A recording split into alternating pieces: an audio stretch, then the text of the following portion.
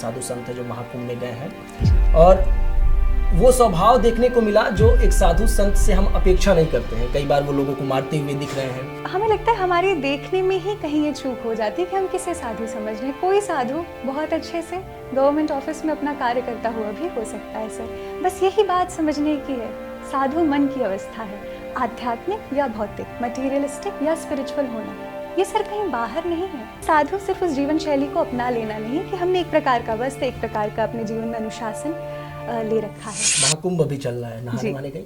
Sir अभी तक तो जाने का नहीं हो पाया अब से। अच्छा, रील वगैरह स्क्रॉल करती हैं? हाँ सर बिल्कुल। महाकुंभ में क्या क्या चीजें दिखी आपको? सर महाकुंभ में तो हमें लगता है इस बार सबसे अधिक जो हम तक पहुंच पाई उस सूचना उसमें IIT बाबा ही रहे सबसे बड़े सेंसेशन।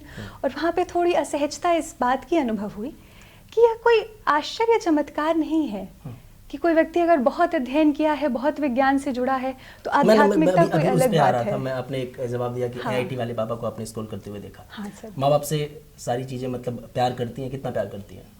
सर सिर्फ एहसास है ये, रूह से महसूस करो।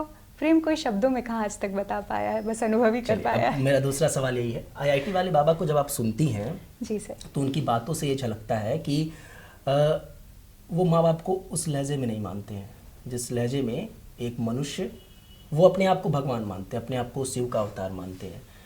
आपको लगता है कि आध्यात्मिकता से जुड़ाव किसी को इस हद तक लेके चला जाएगा मेंटली कि वो अपने माँ बाप को पीड़ा देने के बारे में सोच सकता है?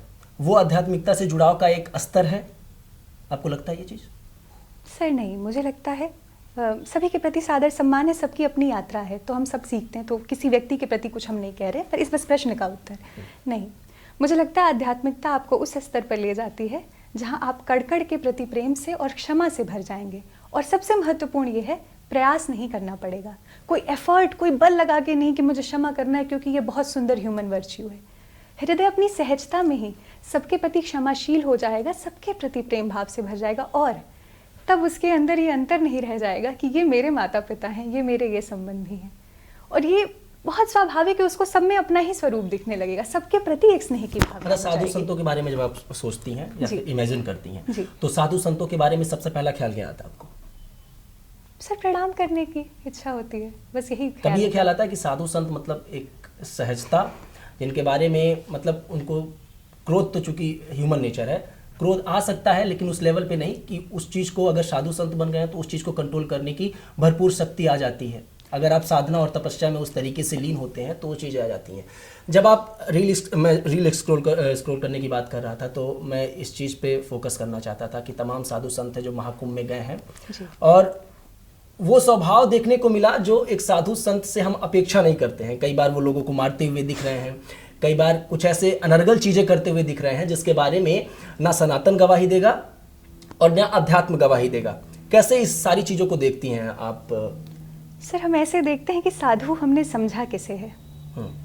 साधु किसी एक प्रकार की जीवन शैली को अपना लेना ही नहीं है, यद्यपि वो भी एक उसका महत्वपूर्ण हिस्सा हो सकता है, यदि कोई उसी में सहज है तो ठीक है। लेकिन साधु सिर्फ उस जीवन शैली को अपना लेना नहीं कि हमने एक प्रकार का वस्त्र, एक प्रकार का अपने जीवन में अनुशासन ले रखा है। तो हमें लगता है हमारे देखने में ही कहीं ये चूक हो जाती है कि हम किसे साधु समझ रहे हैं। कोई साधु बहुत अच्छे से गवर्नमेंट ऑफिस में अपना कार्य करता हुआ भी हो सकता है सर। बस यही बात समझने की है, साधु मन की अवस्था है, आध्यात्मिक या भौतिक, मटीरियलिस्टिक या स्पिरिचुअल होना, ये सर कहीं बाहर नहीं है।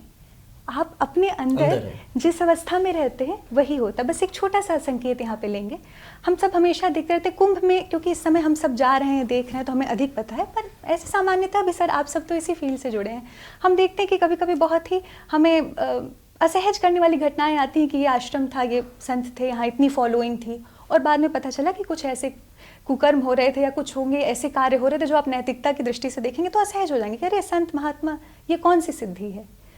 तो वहाँ पर बस यही बात समझनी है हमें कि कोई पूर्णतः आध्यात्मिक व्यवस्था में रह के भी पूरा भौतिक हो सकता है अगर अंदर से भौतिक ही रह गया है। मतलब भगवा चोला पहनना ये प्रमाणित नहीं करता है कि आप साधु संत हैं। हाँ बिल्कुल सर, और इसीलिए व्यक्ति को ऊर्जा से पकड़िए, उसके अंतर से देखिए कि वो कैसा है, ना कि बाह्य से देखिए। और हम बाहर में उलझ जाते हैं। इसीलिए वो व्यक्ति तो गलत कर ही रहा है, हम उसको कम देख पाए और फिर अपने आप आत्मघाती हो जाते हैं, उतना ही समझ पाए। सब्सक्राइब करें आपका अपना चैनल भगवान न्यूज और हर खबर सबसे पहले पाने के लिए बेल आइकन जरूर दबाएं और हाँ, खबरें पसंद आ जाएं तो लाइक और शेयर करना बिल्कुल ना भूलें।